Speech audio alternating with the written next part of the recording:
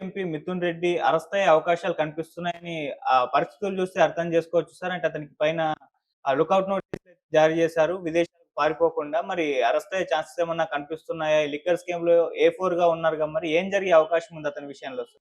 Liquor AP liquor scam దాదాపు ఇది 3,500 కోట్ల వర్త్ స్కామ్ జరిగిందని చెప్తున్నారు. అంతకుముందు మనం చూస్తే పురంధేశ్వరి వీళ్ళందరూ కూడా 1,00,000 కోట్ల స్కామ్ అని సంవత్సరానికి 25,000 కోట్లు జగన్ అక్రమంగా సంపాదించాడని ఆమె ఎలక్షన్ ముందే హోమ్ మినిస్టర్ ఫైల్ కూడా ఇచ్చింది. ఇప్పుడు 1,00,000 కోట్లు ఇవన్నీ పక్కకు పోయి 3,500 కోట్ల స్కామ్ అయితే వచ్చింది. ఈ 3,500 స్కామ్ కేసులో దాదాపు ఇప్పటి వరకు ఒక డజన్ మందికి పైన అరెస్టులు అయితే చేశారు. ఇంకా చాలా మంది ఉన్నారు.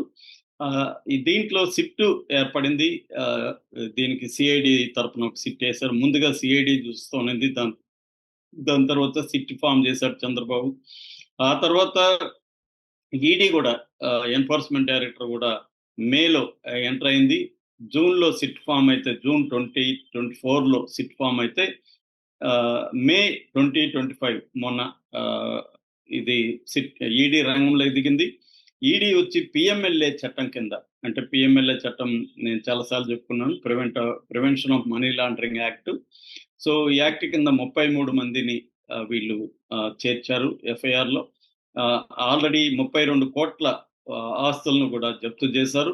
సో ఇప్పటి వరకు అరెస్ట్ అయిన వాళ్ళని చూస్తే మనకు కసిరెడ్డి రాజశేఖర రెడ్డిని అరెస్ట్ చేశారు. ఇతని కింగ్ పింగ్ ఈ కుంభకోణానికి అని చెప్తున్నారు. ఇతను గతంలో రాజ్ కసిరెడ్డి అని కూడా అంటారు ఇతను గతంలో ఐటీ అడ్వైజర్ గా ఉన్నాడు అప్పుడు.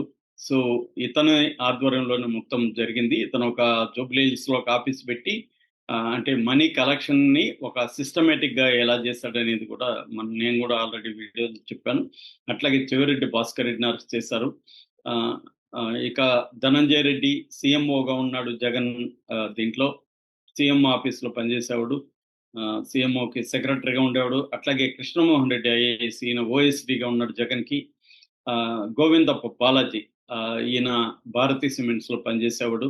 అట్లాగే సజ్జల శ్రీధర్ రెడ్డి ఆయన ఎస్పీవై అగ్రో ఇండియాకు ఉన్నాడు. ఇది కాకుండా ఇంకొంతమందిని కూడా అరెస్ట్ చేశారు. సో ఇక దీంట్లో ఎఫ్ఐఆర్ లో ఉండి కూడా అరెస్ట్ అయిన వాళ్ళు జగన్ ఉన్నాడు, తర్వాత విజయసాయి రెడ్డి ఉన్నాడు, రజత్ భార్గవ్ ఉన్నాడు, మిథున్ రెడ్డి ఉన్నాడు, సత్యప్రసాద్ ఉన్నాడు, వాసుదేవ్ రెడ్డి ఉన్నారు. వీళ్ళందరినీ ఇంకా అరెస్ట్ చేయలేదు. అందరూ మిథున్ రెడ్డి కూడా ఉన్నాడు, పెద్దిరెడ్డి మిథున్ రెడ్డి. సో ఇప్పుడు మిథున్ రెడ్డికి సంబంధించి గతంలో ఆయన హైకోర్టులో ముందస్తు బెయిల్కి పిటిషన్ వేశాడు. దీని మీద మొన్న వాద వివాదాలు జరిగాయి. ఇటు ప్రభుత్వం నుంచి ఎప్పట్లాగే సిద్ధార్థ లోత్ర రంగంలో దిగాడు. ఢిల్లీ నుంచి ఆయన వీడియో కాల్లో ఆయన ఆర్గ్యుమెంట్స్ చేశాడు. ఇటు మిథున్ రెడ్డి దగ్గర నుంచి నిరంజన్ రెడ్డి, మన అల్లు అర్జున్ కేసులో కూడా ఆయన నిరంజన్ రెడ్డి ఆర్గ్యూ చేశాడు, మనకి ఐడియా ఉంటే. సో ఆయన ఆర్గ్యూ చేశాడు. ముందుగా నిరంజన్ రెడ్డి ఆర్గ్యుమెంట్స్ ఏంటంటే ఇందులో ఏ రకమైన ఆధారాలు లేవు, ఫాల్స్ వాంగ్మూలాలు బేస్ చేసుకొని, తప్పుడు వాంగ్మూలాలు బెదిరించి వీళ్ళు కొంతమంది దగ్గర వాంగ్మూలాలు తీసుకొని ఆ వాంగ్మూలాలు బేస్ చేసుకొని ఇతన్ని కేసు పెట్టారు తప్ప ప్రైమా ఫేసి ఎవిడెన్స్ ఏమీ లేదు. అట్లాగే ఈ కేసులో సిట్ ఒక ద్వంద్వ ప్రమాణాలని పాటిస్తుంది. ఒక పక్కేమో దీనికి ఎండీగా ఉన్న ఆంధ్రప్రదేశ్ బెవరేజెస్ కార్పొరేషన్కి ఎండీగా ఉన్న వాసుదేవ్ రెడ్డిని అరెస్ట్ చేయకుండా మళ్ళీ మాతృ విభాగానికి అతన్ని వేశారు. అంటే అతను వీళ్ళకి అప్రూవర్గా మారుతాడు కాబట్టి అతన్ని ఏ రకమైన అతన్ని అరెస్టులు చేయడం కానీ ఏమీ చేయలేదు.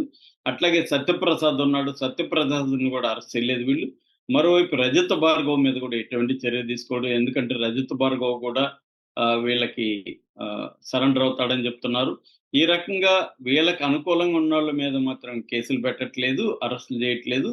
ఇది రాజకీయ కక్షతోనే మిథున్ రెడ్డిని అరెస్ట్ చేయాలని ట్రై చేస్తున్నారు అన్న ఆర్గ్యుమెంట్స్ నిరంజన్ రెడ్డి వినిపించాడు. రెండోది మిథున్ రెడ్డి విచారణకి సహకారం అందిస్తున్నాడు పూర్తిగా, ఆయన ఎక్కడికి ఏం పారిపోవట్లేదు అనేది ఏం చెప్పాడు. దీనికి కౌంటర్గా సిద్ధార్థ లుత్రా దీంట్లో క్లియర్ గా వాంగ్మూలాలు చెప్పాయి, ఈయన పేరు చెప్పారు, దీంట్లో ఇతను చాలా ఇంపార్టెంట్. సో ఇతనికి ప్రైమా ఫేసి ఎవిడెన్స్ అయితే ఉంది. అట్లాగే ఇతను పవర్ఫుల్ వ్యక్తి, 3 సార్లు ఎంపికయ్యాడు. కాబట్టి ఇతను గాని బయటుంటే సాక్షుల్ని ప్రభావితం చేసే అవకాశం ఉంది. సో, అందుకని ఇతనికి బెయిల్ ఇవ్వొద్దు అని చెప్పాడు. కోర్టు జస్టిస్ మల్లికార్జునరావు, సిద్ధార్థ లూత్రా వాదనలను అంగీకరించి, ఆ వాదనలతో ఏకీభవించి ఇతనికి ముందస్తు బెయిల్ పిటిషన్‌ని కొట్టేసింది. సో, ఇప్పుడు ఇతనికి ముందస్తు బెయిల్ లేదు కాబట్టి ఎప్పుడైనా కూడా వీళ్ళు అరెస్ట్ చేసే అవకాశం ఉంది. అందుకని ఆంధ్రప్రదేశ్ ప్రభుత్వం మిథున్ రెడ్డికి లుకౌట్ నోటీసులు జారీ చేసింది. విదేశాలకు పారిపోకుండా అతను ఎయిర్‌పోర్ట్‌లలో తను ఒకవేళ ట్రై చేస్తే కూడా ఎయిర్‌పోర్ట్‌లో దొరికిపోతాడు. ఆ మధ్య కొడాలి నానికి కూడా ఇలాగే ఇష్యూ చేసింది. కొడాలి నాని పారిపోతుంటే అతన్ని కూడా పట్టుకున్నారనేది వార్త వచ్చింది. అట్లాగే చెవిరెడ్డి భాస్కర్ రెడ్డి మీద కూడా లుకౌట్ నోటీసులు జారీ చేసి, చెవిరెడ్డి భాస్కర్ రెడ్డి శ్రీలంక ఎక్కడికో పారిపోవాలని ట్రై చేస్తుంటే అతన్ని ఎయిర్‌పోర్ట్‌లో అరెస్ట్ చేశారు. బెంగుళూరు ఎయిర్‌పోర్ట్‌లో. అలాగే ఇప్పుడు ఇతను కూడా ఎక్కడైనా పారిపోవడానికి ట్రై చేస్తుంటే ఇతన్ని పట్టుకోవడం కోసం లుకౌట్ నోటీసులు అయితే జారీ చేశారు. కాకపోతే ఎప్పుడు అరెస్ట్ చేస్తారనేది సస్పెన్షన్‌లో ఉంది. కానీ ఎప్పుడైనా అరెస్ట్ చేసే అవకాశం ఉంది. ఒకటేందంటే చంద్రబాబు ఈ నెల 26 సింగపూర్ వెళ్తున్నాడు కాబట్టి ఆ టైంలో జగన్‌ని కూడా అరెస్ట్ చేయాలి ఈ కేసులో అని అంటున్నారు. ఎందుకంటే గత కొంతకాలంగా చూస్తే తెలుగుదేశం మీడియాలో దీని మీద విపరీతంగా చర్చలు పెడుతున్నారు. అంటే దీనికి గ్రౌండ్ ప్రిపేర్ చేసి చంద్రబాబు లేని పీరియడ్‌లో అరెస్ట్ చేయాలన్న ఒక ప్లాన్ కనిపిస్తుందని కూడా అంటున్నారు. మరి అదేంటి అనేది చూడాలి. ఇది ఓవరాల్‌గా ఏందంటే ఈ స్కామ్ ఎలా జరిగింది అంటే ఆహ్, కొత్త లిక్కర్ బ్యాన్‌లు పెట్టడం. అంటే అంతకుముందు ప్రభుత్వం ప్రైవేట్ వ్యక్తులకి ఇచ్చిండేది. అదే మొత్తం గూడా ఆన్‌లైన్‌లో ఆహ్, సప్లై గాని, ఆర్డర్స్ గాని అన్నీ ఆన్‌లైన్‌లో, కొనుగోళ్ళు గాని అన్నీ ఆన్‌లైన్‌లో ఉండేవి. జగనొచ్చి ఏం చేశారంటే దాన్ని తీసేసి, ఆ పాలిసీ తీసేసి దుకాణాలకి గవర్నమెంట్ హ్యాండ్ ఓవర్‌లోకి తీసుకొచ్చాడు. మొత్తం 3,500 అవుట్‌లెట్స్, లిక్కర్ అవుట్‌లెట్స్ పెట్టాడు. సో, దీంట్లో ఏందంటే కొన్ని కొత్త బ్రాండ్‌లు పెట్టి లిక్కర్ బ్రాండ్‌లు 'ఫెర్నాడ్ రికార్డో', 'డియాజియో' ఇలాంటి న్యూ లోకల్ బ్రాండ్ పెట్టి ప్రీమియం బ్రాండ్‌ల మీద ఎక్కువ టాక్స్‌లు వేయడం ద్వారా ప్రీమియం బ్రాండ్‌లని రానీయకుండా చేసి, వీటి రేట్లు పెంచేసి ఇక్కడ నుంచి కిక్ బ్యాక్స్ అంటారు. కిక్ బ్యాక్స్ అంటే కమిషన్‌లు తీసుకోవడం. ఈ కమిషన్‌లనేవి ఎవరిస్తే, ఏ కంపెనీ ఇస్తే వాళ్ళకి మార్కెట్ యాక్సెస్ ఎక్కువిస్తారు. అంటే వాళ్ళు ఎక్కువ అమ్ముకోవడానికి వాల్యూమ్ పెంచుతారు. లైసెన్సులు ఈజీగిస్తారు. అలొకేషన్స్ అన్నీ జరుగుతాయి. ఇలాగ మంత్లీ ఒక్కొక్క కంపెనీ నుంచి 60-70 కోట్లు కలెక్ట్ చేయడం. ఈ డబ్బుని ఎవరెవరు కలెక్ట్ చేయాలి? ఎట్లా తీసుకురావాలి? దీన్ని మళ్ళీ హవాలా మార్గాల్లో అంటే మామూలుగా నేను చాలా సార్లు ఎక్స్‌ప్లెయిన్ చేశాను. మనీ లాండరింగ్ ఎలా ఉంటదని. జనరల్‌గా ఏందంటే కొన్ని దేశాల్లో కంపెనీలు పెట్టుకోవడం ఈజీ. అక్కడ బ్లాక్ మనీ మనం తీసుకెళ్ళిపోవచ్చు. ఆ కంపెనీల యాక్టివిటీల పేరుతో.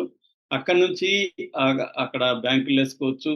అవసరమైనప్పుడు మళ్ళీ దాన్ని హవాలా మార్గం. హవాలా అంటే లీగల్ మార్గాలు కాకుండా మనకి ఎంత కావాలన్నా ఇది ఆహ్, వచ్చేస్తుంది. ఈవెన్ లీగల్‌గా బ్యాంక్ ద్వారా కూడా ఏసే హవాలా బ్యాచ్ ఉన్నారు. నేను ఆ మధ్య కాంగోలో ఉన్నప్పుడు అక్కడ ఉన్న ఒక ముస్లిం హవాలా అతన్ని కలిస్తే అతను చెప్తున్నాడు, "ప్రపంచంలో ఏ దేశానికైనా నేను డబ్బులు పంపిస్తాను ఎంతైనా" అని.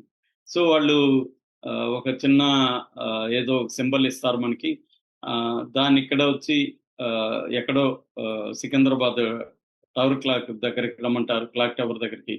ఆడికి పోగానే ఒక వ్యక్తి బైక్‌లో వచ్చి ఒక బ్యాగ్ ఇచ్చేసి ఎళ్ళిపోతాడు. సో, దాన్ని తీసుకొని వీళ్ళు ఇంటికొచ్చి లెక్క పెట్టుకోవాలి.